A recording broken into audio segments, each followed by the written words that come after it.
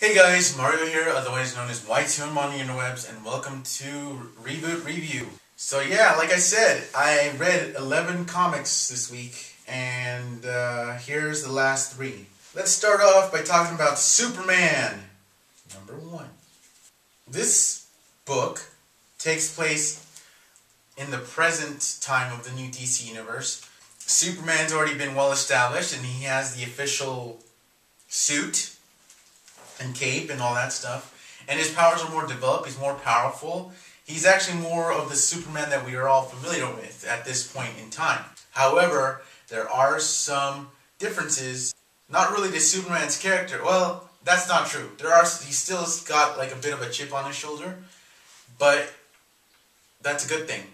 But what I meant was more about changes happening to the city of Metropolis itself and its characters. For one thing, Daily Planet is around still, but under new management, and that's all I'm going to say about that. You need to read for yourself. For me, I share my thoughts with Superman. Not really happy about that. Lois and Jimmy Olsen are around, and nice to see that they're both still good at doing what they do best. I expect to see more from them, and Lois is awesome as always. You're going to notice a distinct lack of wedding rings, as in like Clark and Lois are no longer married. And judging by what went down in this issue, it doesn't look like there's going to be any sort of hookup anytime soon. It was a solid read. Great artwork by Jesus Moreno. Solid writing by George Perez. The thing is though, I enjoyed Action Comics more. Now, I thought about this. This is a great read, don't get me wrong, and I'll definitely get issue 2. The more I've thought to myself, why did I enjoy Action Comics 2? I just came to the conclusion. Action Comics and that version of Superman, it seemed like it had a little more heart. This Superman is distant and aloof from the people of Metropolis. Now, they don't really explain why yet, but it just seemed like, alright, let me go and deal with this problem. And he just disappeared in a wink of an eye. He just seemed distant to everybody. And I hope they explain that, and I hope that gets dealt with so we can actually see the Superman we know and love, or, well, at least in terms of people interaction, come back. Action Comics, yes, it's a little less powered Superman, but he was a man of the people. This one's distant and aloof. Sure, he's more powerful, but he's like, meh. It felt like Superman was looking over the city rather than being with the city. I don't know, it just was interesting. Although I did like the monster that he had to fight. I hope it's not going to be like this all the time, where he has to fight a monster every issue or whatever.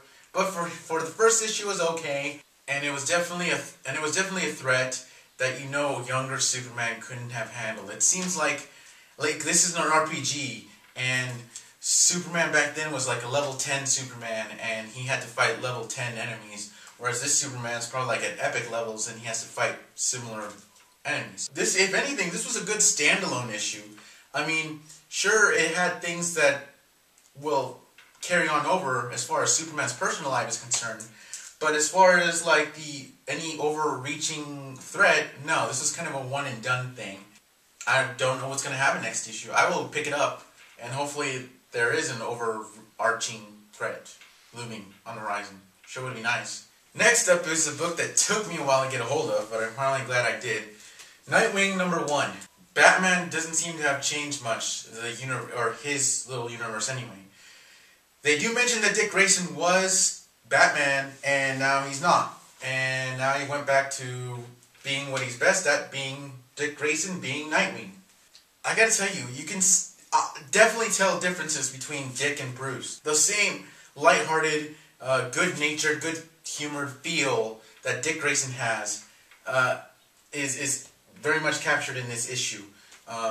Despite the fact that he's dealing with criminals and someone out to, spoiler alert, kill him. But the fact that he can crack jokes and still lead a life outside of the mask shows that Dick is no Bruce. And that's the way it should be, in my opinion. Now, a lot of people are nitpicking about how he looks with the red instead of the blue, but really, guys? Really? The book, the art, the story, everything just tied in together. It was solid. It's dealing with Dick's past from his time as a circus performer. And I mean, seriously, that's exactly what this issue and what this story arc will be dealing with. I'm pretty sure that the villain is also tied to that. This was kind of a refreshing breath of air. Now, I'm not saying there was nothing wrong with the Batman books, because Bruce himself is actually going a bit of an epiphany as a character, but the Dick Grayson Nightwing books are, or this book anyway, you can tell it's a different atmosphere, and it works for me. I enjoy just about anyone from the Batman universe, except Catwoman. That one was really disappointing. But this isn't Catwoman, this is Nightwing, and this is awesome, and I'm getting it in issue 2. End of story. Okay, alright, well now I've been waiting for this one. Oh man. And finally, Aquaman #1. Okay, let me tell you a little bit about myself. Wasn't a big fan of Aquaman. In fact, I was of that bandwagon that would constantly make fun of Aquaman. Every joke, every one-liner, every thing, insult about Aquaman, I was a part of. I said those things. And to be honest, it was more of a morbid curiosity than anything that explains why I picked up Aquaman #1. I mean, I knew Jeff Johns was going to be writing this, and he was like, listen guys, listen, give Aquaman a chance. He's cool, man. We made him cool. And I was just super skeptical. In fact, I believe... Well, let me recreate my first reaction when I picked up the book. Aquaman.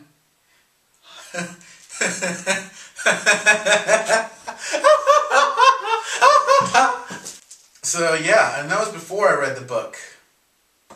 Let me give you a quick reaction, or a quick reenactment as to how I was after I read the book. This can't be the same Aquaman. This guy's too cool to be Aquaman. I can't believe I'm saying this. I can't believe I'm saying this. But I liked it. I really liked this book. And I wanted issue 2. Like right now. Yeah, seriously. This book, Aquaman #1, this comic, is really freaking good.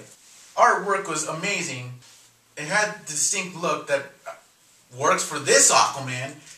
Aquaman himself is awesome. He realizes that he's the butt of the joke. In fact, that gets tackled here. The whole, making fun of Aquaman thing gets tackled here. And now, not only will I stop doing that, I feel pretty guilty for doing so. This book has made me feel guilty. You hear that, Jeff Johns? You have put me in a guilt trip. But also, in this book, we get a really clear indication of what exactly Aquaman's power set is. And it is dealt with. How he deals with the criminals, how he deals with law enforcement, how he deals with the people around him, especially when he goes to a seafood restaurant to eat. It gets dealt very cleverly. I love the writing. I love the interaction. I love how they're giving Aquaman great character development. There are some flashback scenes that make me empathize with him quite a bit. And then the new threat arises, literally arises from the depths of the ocean, and you can tell that this is going to be an enemy that only Aquaman can deal with. Jeff Johns, you, sir, are correct. Aquaman is cool. I have nothing bad to say about this, other than, when's issue 2? I don't think that's a bad thing, it's more of a question, but you know what I'm saying. I couldn't find any flaws. I mean, it's a great exposition book in the fact that there hardly is any. I mean, we know that the only thing we know is what Aquaman says, and it's kind of in a nutshell, and it's a good, solid, in a nutshell explanation, which, holy crap, some other books wish they could have done. I'm blown away. I mean, my mind's literally... While the cliffhanger wasn't a mind-blowing one, the fact that this book was good is the mind-blowing part. It just, oh man, I mean, wow, what more can I say? I can't believe I'm saying this, but buy Aquaman #1. It's really good, and I'm definitely going to add Aquaman issue 2 to my pull list. I can't believe I'm saying that. I gotta tell you, that's it for me. That's all the number ones that I decided to pick up and the ones I'm gonna cover. Rest assured, guys, I will be back here next week, which is also next month, reviewing the issue 2s, or at least the ones that I'm gonna pick up. Join me next time. If you have anything you want to add, comment, video response, you know I'll read them. I'll even answer back. Anyway, thanks so much. I hope you enjoy these, and I'll see you next week. Enjoy your comics. Y2M out.